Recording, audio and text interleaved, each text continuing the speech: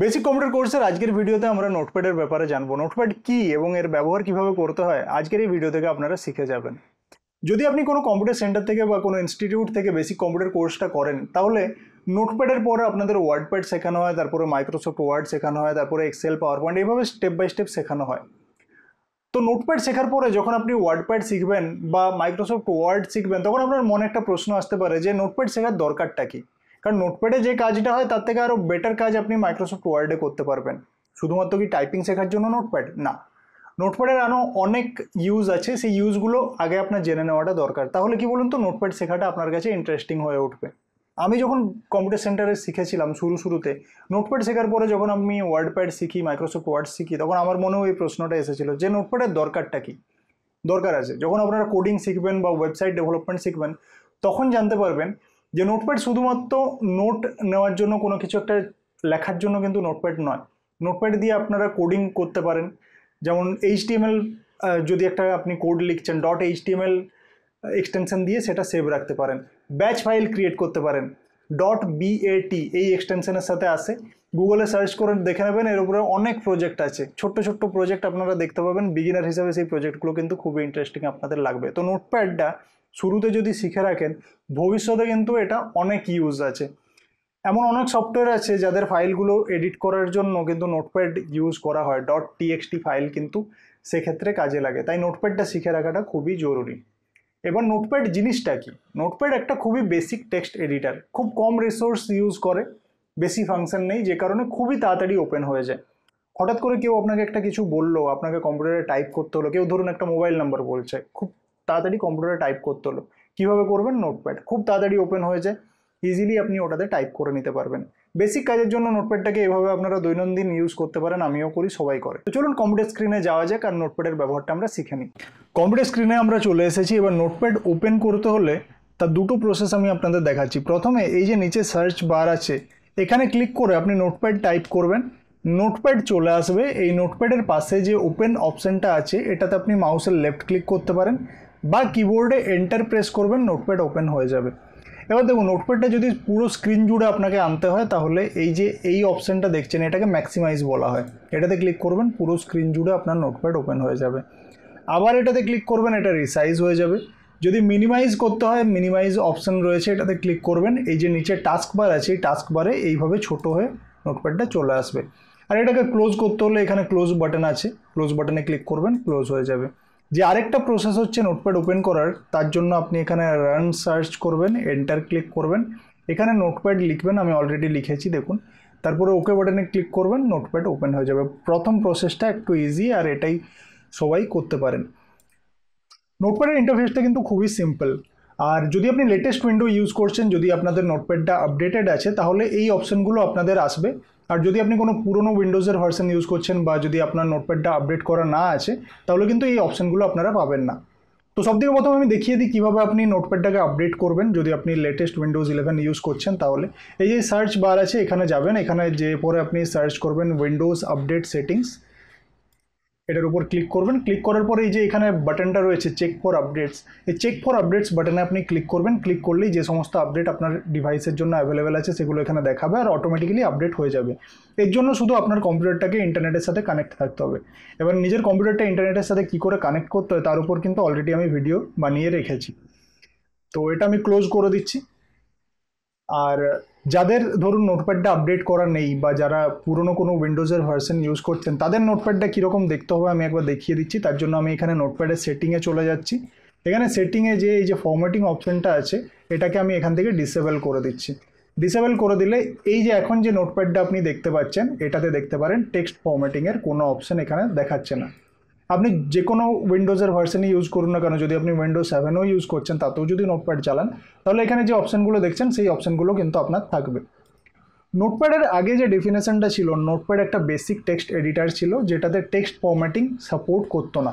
কিন্তু এখন নতুন আপডেটের পরে টেক্সট ফরম্যাটিং সাপোর্ট করে। এবার টেক্সট ফরম্যাটিং জিনিসটা কি? টেক্সট ফরম্যাটিং জিনিসটা বোঝানোর জন্য আমি এখানে একটা কিছু ওপেন করে নিচ্ছি। যেমন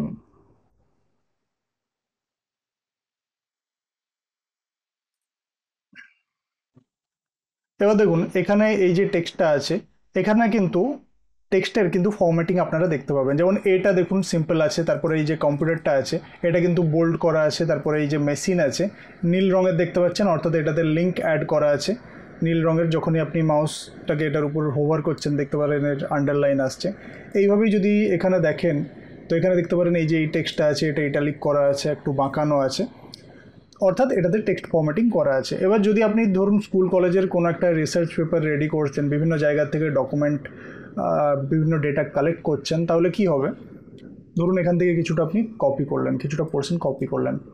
এবার এই কপি করা পোর্শনটা যদি আপনি ডাইরেক্ট মাইক্রোসফট ওয়ার্ডে পেস্ট করেন তাহলে কিন্তু এই যে এই ফরম্যাটগুলো রয়েছে এইগুলো কিন্তু চলে যাবে, এখানে যা যা লিঙ্ক অ্যাড করা আছে সেগুলোও কিন্তু ওখানে চলে যাবে। তাছাড়া কি হয়, যখন আপনি ওয়েবসাইট থেকে কোনো কিছু কপি করেন, কোনো টেক্সট কপি করেন, তখন এই টেক্সটটা তো আপনারা সিম্পল দেখতে পাচ্ছেন, কিন্তু এই টেক্সটের সাথে কিছু কোডও কিন্তু এমবেড করা থাকে, সেই কোডগুলোও কিন্তু ওখানে চলে যায়, যেটা থেকে বোঝা যায় যে কোথা থেকে আপনি সেই জিনিসটাকে কালেক্ট করেছেন। তো আপনি তো এবার এটা চাইবেন না, বা যদি ধরুন আপনি এই ডেটাগুলোকে কালেক্ট করে পরে আপনি সেটাকে প্রিন্ট আউট করবেন, সেক্ষেত্রে যদি কোনো জায়গায় টেক্সটটা এরকম বোল্ড থাকে, কোনো জায়গায় এই ধরনের থাকে, তাহলে সেটা দেখতেও খারাপ লাগে। তো এটার জন্য আপনারা নোটপ্যাড ইউজ করতে পারেন। এখান থেকে আমি যেটা কপি করলাম, যেমন এই যে এই টেক্সটটা এখান থেকে আমি কপি করলাম, কপি করার পরে নোটপ্যাডের যে যখনই আমি এখানে পেস্ট করব, দেখুন এখানে কিন্তু টেক্সট ফরম্যাট সাপোর্ট করছে না। তাছাড়া নোটপ্যাডের আরেকটা সুবিধা আছে, এটাকে আপনি যে সাইজে করবেন, এখানে আমি দেখুন এটাকে যখনই রিসাইজ করছি, আপনি এটাকে যে সাইজে করবেন সেই সাইজের মধ্যেই কিন্তু আপনার সমস্ত কিন্তু টেক্সটগুলো দেখাবে।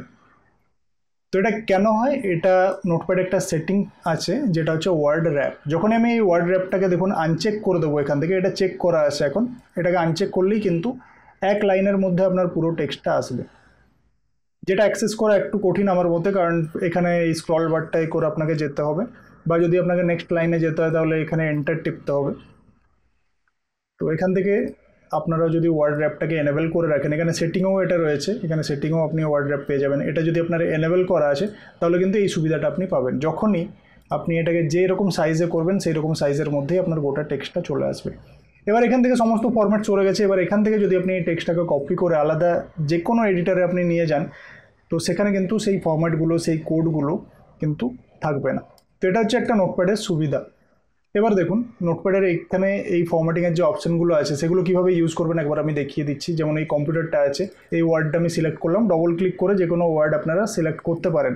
আর যদি ধরুন আপনি একটা পুরো সেন্টেন্সকে সিলেক্ট করতে চাইছেন বা কিছুটা পোর্শন আপনি সিলেক্ট করতে চাইছেন কোনো সেন্টেন্সে, তাহলে কীভাবে করবেন, ধরুন আমি এখান থেকে এই মেশিনের থেকে প্রোগ্রাম পর্যন্ত জায়গাটাকে সিলেক্ট করব। তো কীভাবে করব, মেশিনের আগে আমি কার্সারটা নিয়ে যে একটা লেফট ক্লিক করলাম, লেফট ক্লিক করা মাত্রকেই দেখুন এখানে যে জায়গায় আপনি ক্লিক করবেন সেখানে কিন্তু এই কার্সারটা দেখতে পাচ্ছেন ব্লিঙ্ক করছে। এবার এখানে আমি কার্সারটাকে নিয়ে যেয়ে মাউসের যে লেফট বাটনটা আছে সেটা কিন্তু প্রেস করে রাখবো, আমি ক্লিক করব না, মানে টিপে পরে ছেড়ে দেবো না, আমি প্রেস করে রাখবো। প্রেস করে রেখে পরে যতটা পর্যন্ত আমি জায়গা কপি করতে চাই ততটা নিয়ে যেয়ে আমি এবার ওই লেফট বাটনটাকে ছাড়বো, তাহলে এটা আমার সিলেক্ট হয়ে গেল। এবার সিলেক্ট হয়ে পরে আমি যদি এই পোর্শনটাকে ধরুন এখানে বোল্ড করতে চাই, এইভাবে আমি বোল্ড করে নিতে পারি। যদি আমি এই জায়গাটাকে একটু বাঁকাতে চাই, ইটালিক এইভাবে করতে পারি। এখানে যদি আমি কোনো লিঙ্ক অ্যাড করতে চাই, এই বাটনে আমি ক্লিক করে পরে এখানে সেই লিঙ্কটাকে পেস্ট করে ইনসার্ট বাটনে ক্লিক করে আমি সেই লিঙ্কটা অ্যাড করতে পারি। এইরকম কিছু সুবিধা রয়েছে এখানে। তাছাড়া এখানে দেখতে পারেন টাইটেল, সাবটাইটেল, হেডিং এইভাবেও কিন্তু দেওয়া যেতে পারে। এই জিনিসগুলো কি আমি একবার দেখিয়ে দিচ্ছি। ধরুন আমি একটা কোনো ব্যাপারে এখানে আমি কিছু একটা ডেটা রেডি করতে চাইছি, যেমন এই যে এই তথ্যটাই আছে এটা কম্পিউটারের ব্যাপারে, তো আমি এর উপরে ধরুন কম্পিউটার লিখছি, কম্পিউটার লিখে পরে আমি এটাকে এখান থেকে হেডিং বানাতে পারি এইভাবে, বা এটাকে আমি এইভাবে টাইটেল বানাতে পারি, ঠিক আছে। এইভাবে আপনারা এই জিনিসগুলো করতে পারেন। এই জিনিসটা কি আমি একবার দেখিয়ে দিচ্ছি, আর একবার আমি সেম পোস্টটা ওপেন করছি।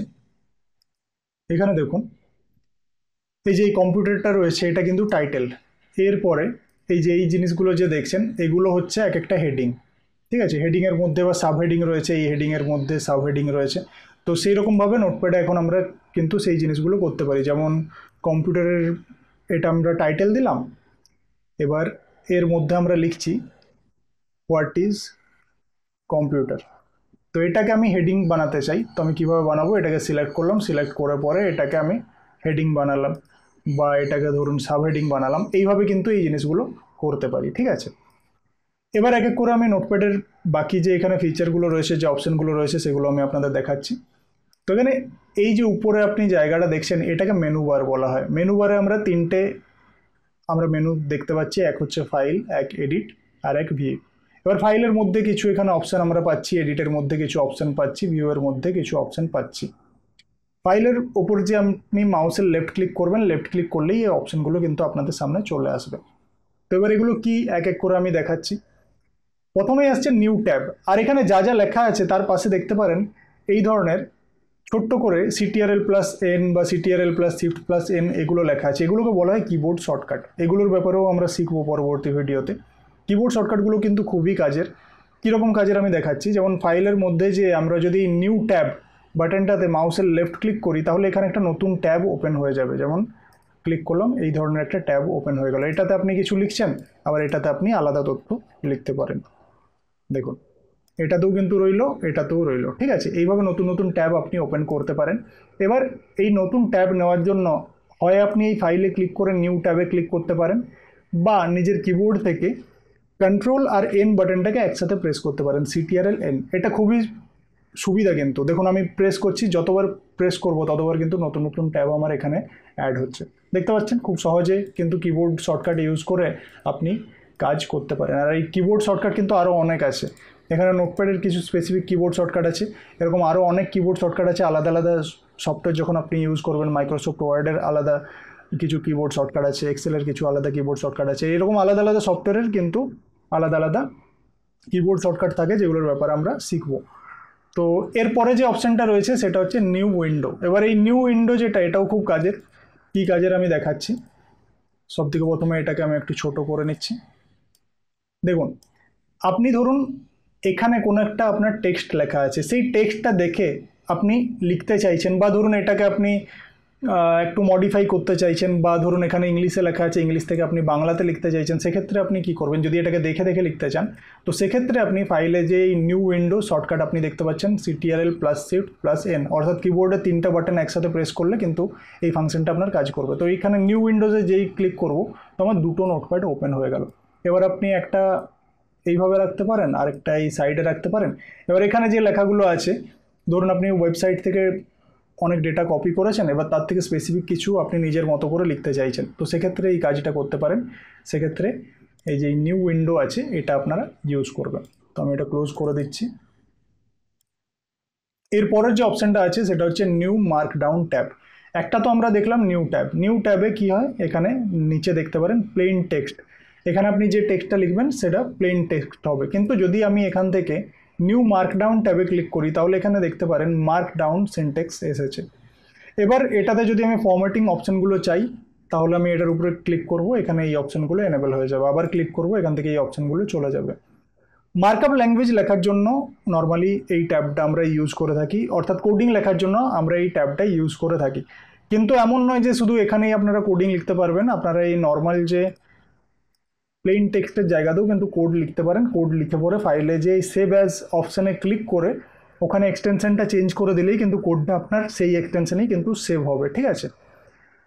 এবার দেখুন এরপরে যে অপশানটা আছে ওপেন, কিবোর্ড শর্টকাট হচ্ছে CTRL+O। ধরুন আপনার কম্পিউটারে কোনো একটা নোটপ্যাডের কোনো একটা ফাইল সেভ রয়েছে, টেক্সট ডকুমেন্ট কোনো সেভ আছে, সেটা আপনি ওপেন করতে চাইছেন। তো সেই ওপেন করার জন্য এই ওপেন অপশানে ক্লিক করবেন। এটার ব্যবহার কিছুক্ষণের মধ্যেই আমি দেখাচ্ছি, তার আগে আমাকে একটা ফাইল সেভ করতে হবে। বা চলুন আমি এক এক করে দেখিয়ে দিচ্ছি। তো আমি আরেকবার এখানে যাব, এখান থেকে আমি কিছু টেক্সটকে কপি করছি। ধরুন আমি এখান থেকে এতটা পর্যন্ত টেক্সট আমি কপি করে নিলাম, ঠিক আছে। কপি করে পরে নোটপ্যাডে আমি এখানে পেস্ট করলাম। পেস্ট করার শর্টকাট হচ্ছে Ctrl+V, CTRL+V, বা আপনি এখানে রাইট ক্লিক করে পরেও পেস্ট করতে পারেন, বা আপনি এই যে এডিটে ক্লিক করে পরেও এখানেও কিন্তু আপনি পেস্ট অপশানটা পেয়ে যাবেন। তো তিনভাবে আপনি এখানে পেস্ট করতে পারেন। আপনারা যারা আমার ফোল্ডারের ভিডিওটা দেখেছেন তারা কপি পেস্ট কাট এগুলোর ব্যাপারে জানেন অলরেডি। তো আমি এখানে কিবোর্ড শর্টকাট CTRL+V একসাথে প্রেস করছি, এই সমস্ত লেখাটি আমার এখানে পেস্ট হয়ে গেল। এবার আমি এটা সেভ করতে চাইছি। সেভ করার কিবোর্ড শর্টকাট হচ্ছে CTRL+S, Ctrl+S। যদি আপনারা কিবোর্ড শর্টকাট ইউজ করতে না চান, ফাইলে যে এখানে সেভ বাটন আছে দেখতে পারেন CTRL+S, সেভ বাটনে ক্লিক করছি। সেভ বাটনে ক্লিক করে পরে এরপরে এবার আপনাকে একটা ডেস্টিনেশন ফোল্ডার সিলেক্ট করতে হবে। আমি এখানে ডেস্কটপে সেভ করছি। এবার এখানে নিজের মতো আপনি ফাইল নেম দিতে পারেন, আমি এখানে শুধু কম্পিউটার নাম রাখছি।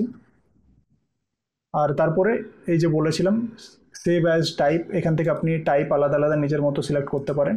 যেমন এখানে টেক্সট ডকুমেন্ট হিসাবে এটা সেভ হচ্ছে। এবার এটা যদি আমি কোনো কোড লিখতাম তাহলে এরপরে আমি ডট সেই এক্সটেনশনটা দিতাম। যেমন যদি আমার HTML কোড থাকতো তাহলে HTML লিখতাম, আর সেক্ষেত্রে আমি এটাকে অল ফাইল সিলেক্ট করতাম, দিয়ে সেভ করলে সেটা কিন্তু আমার সেই কোডের ফরম্যাটে কিন্তু সেটা সেভ হতো। তো আমি এখানে কোনো কোড লিখিনি, এটা একটা প্লেন টেক্সট। তো আমি এটাকে এখান থেকে সরিয়ে দিচ্ছি, টেক্সট ডকুমেন্টস সিলেক্ট করছি আর এখানে সেভ করছি। সেভ করলাম। এবার আমি নোটপ্যাডটা এখানে ক্লোজ করে দিচ্ছি, এটাও ক্লোজ করে দিচ্ছি। এই দেখুন এই ফাইলটা আমার এখানে সেভ হয়ে গেছে।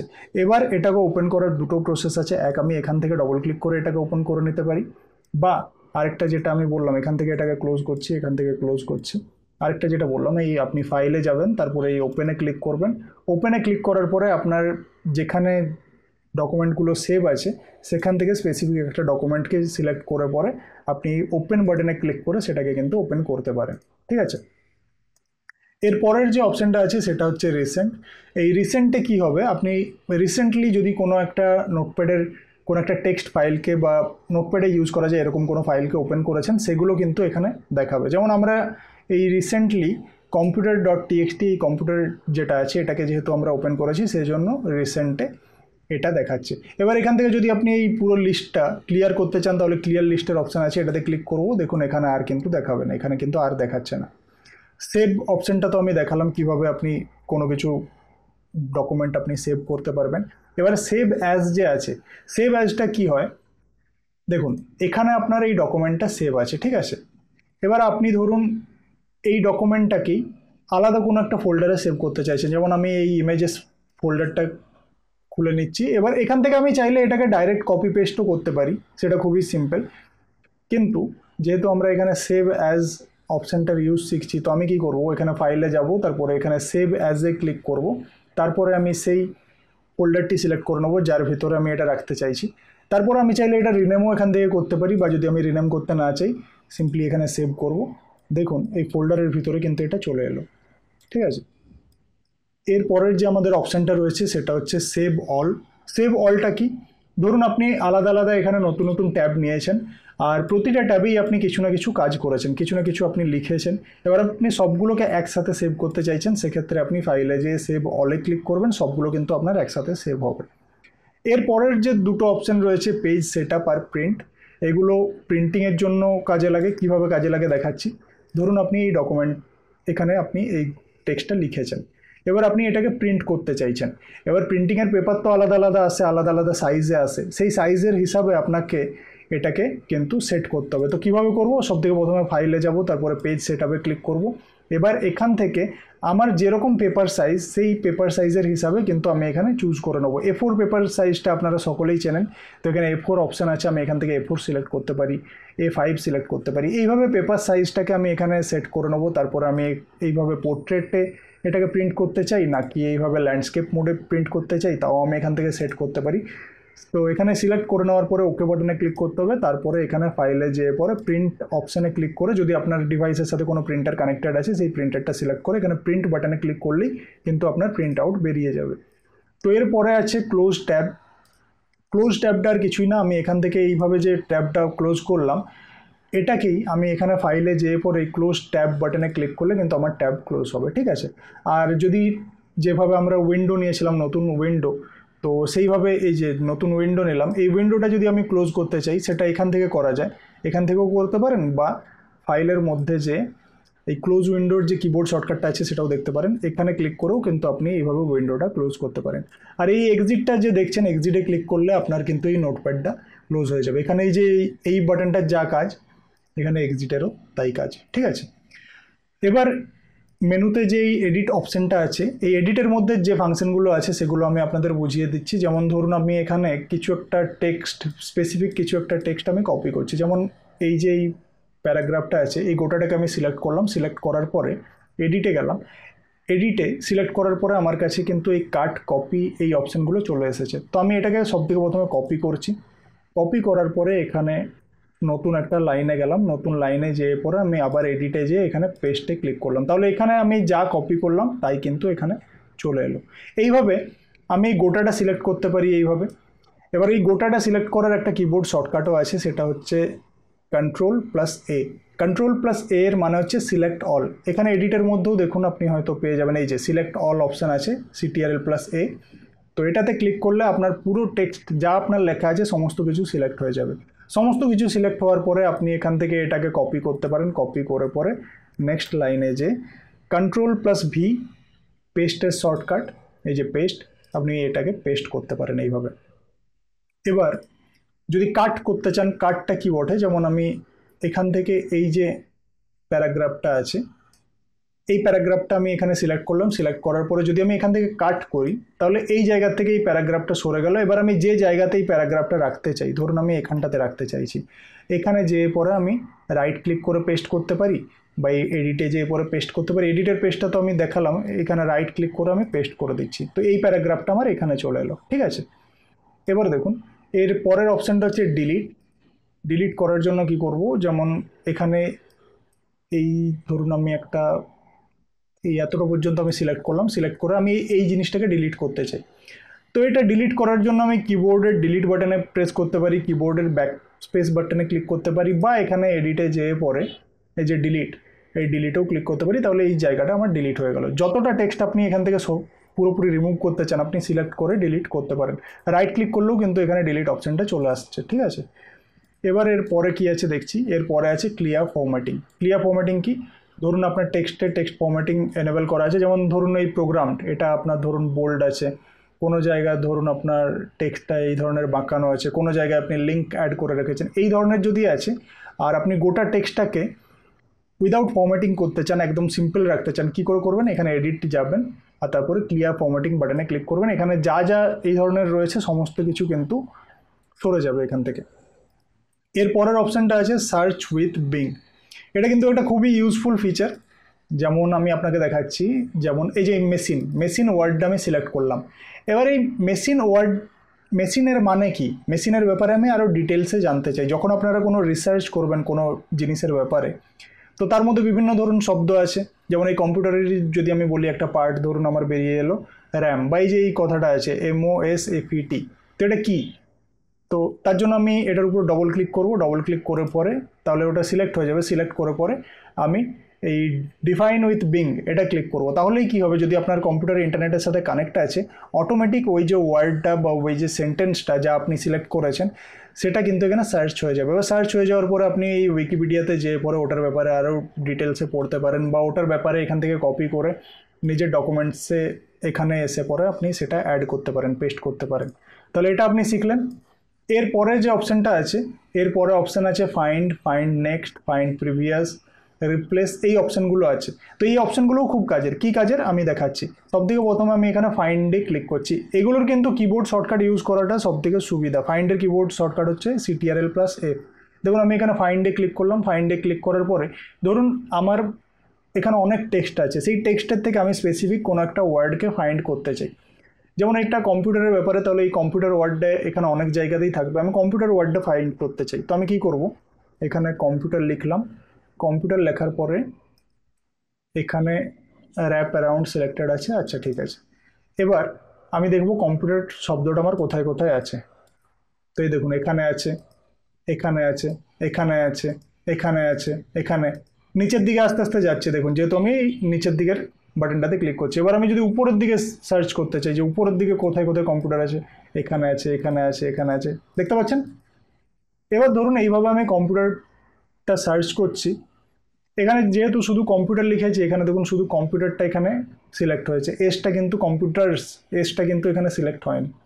তো এইভাবে কোনো আপনি একটা শব্দ বা কোনো একটা পুরো লাইনকে এখানে ফাইন্ড করতে পারেন। যেমন ধরুন এখানে এই লাইনটাকে আমি কপি করছি, search as a computer network, এই লাইনটাকে আমি এখান থেকে কপি করছি, কপি করে আমি এই পুরো লাইনটাকে এখানে পেস্ট করছি। পেস্ট করার পরে আমি যদি এটাকে সার্চ করতে চাই, দেখতে পারেন এখানে এটা চলে এসেছে। এটা কি আর কোথাও আছে, হ্যাঁ এখানে আছে, আর কোথাও আছে, এই যে উপরে আছে, কারণ আমরা এখান থেকে এটাকেই আমরা কপি পেস্ট করেছিলাম, তাহলে এগুলো দেখাচ্ছে। ঠিক আছে, তো ফাইন্ড অপশনটার ইউজ আপনারা শিখলেন। এবার দেখুন ফাইন্ড নেক্সট আর কিছুই নয়, এই যে যেটা আমি দেখালাম, এই ফাইন্ডে ক্লিক করার পরে এটা হচ্ছে ফাইন্ড নেক্সট আর এটা হচ্ছে ফাইন্ড প্রিভিয়াস, আর কিচ্ছু না, ঠিক আছে। এরপরে রিপ্লেস যে ফিচারটা আছে এটা খুব কাজের, দেখাচ্ছি। রিপ্লেসে ক্লিক করলাম, রিপ্লেসে ক্লিক করার পরে ধরুন আমি এখানে কিছু একটা টাইপ করছি, যেমন অনলি, অনলি ওয়ার্ডটা আছে, বা ফর, এই ফরটা যে আছে, তো আমি এখানে ফর সার্চ করছি। এবার সবথেকে প্রথমে দেখছি আমার ফর কোথায় কোথায় আছে, ঠিক আছে। তো এখানে ফর আছে দেখতে পারেন, এখানে আছে, এখানে আছে। তো এইভাবে কোনো একটা স্পেসিফিক ফরকে যদি আমাকে রিপ্লেস করতে হয়, রিপ্লেস আমি কিসের সাথে করব, ফরের জায়গায় ধরুন আমি 2 লিখে দিচ্ছি এখানে। এবার দেখুন এই ফরটা আমার সিলেক্ট করা আছে, আমি এখানে যেই রিপ্লেস বাটনে ক্লিক করব সেই কিন্তু এই ফরটা অটোমেটিকলি 2তে চেঞ্জ হয়ে যাবে। দেখুন আমি ক্লিক করছি, ফরটা কিন্তু আমার 2তে চেঞ্জ হয়ে গেল। যেহেতু এটা চেঞ্জ হয়ে গেছে, যেহেতু এটা আর ফর নয়, তো এর পরের যে ফরটা সেটা কিন্তু এখানে চলে এসেছে, দেখতে পাচ্ছেন। এবার এটাকেও আমি এখানে এইভাবে চেঞ্জ করতে পারি, বা আমি যদি চাই আমার এই টেক্সটের মধ্যে যেখানে যেখানে ফর লেখা আছে, ধরুন এই টেক্সটের মধ্যে যেখানে যেখানে কম্পিউটার লেখা আছে, আমি এখানে কম্পিউটার সিলেক্ট করছি, যেখানে যেখানে আমার কম্পিউটার লেখা আছে আমি সমস্ত কম্পিউটারগুলো চেঞ্জ করে ধরুন আমি লিখতে চাই ল্যাপটপ। এবার যদি আমি এই রিপ্লেস অল বাটনে ক্লিক করে দিই, তো এখানে যেখানে যেখানে আমার কম্পিউটার লেখা আছে, দেখুন এখানে লেখা আছে, এখানে লেখা আছে, সবগুলো কিন্তু আমার চেঞ্জ হয়ে যাবে। দেখাচ্ছি, আমি রিপ্লেস অলে ক্লিক করলাম, দেখুন এখানে কম্পিউটার ছিল ল্যাপটপ হয়ে গেছে, এখানে কম্পিউটার ছিল ল্যাপটপ হয়ে গেছে, এখানে কম্পিউটার ছিল ল্যাপটপ হয়ে গেছে, এখানে কম্পিউটার ছিল ল্যাপটপ হয়ে গেছে।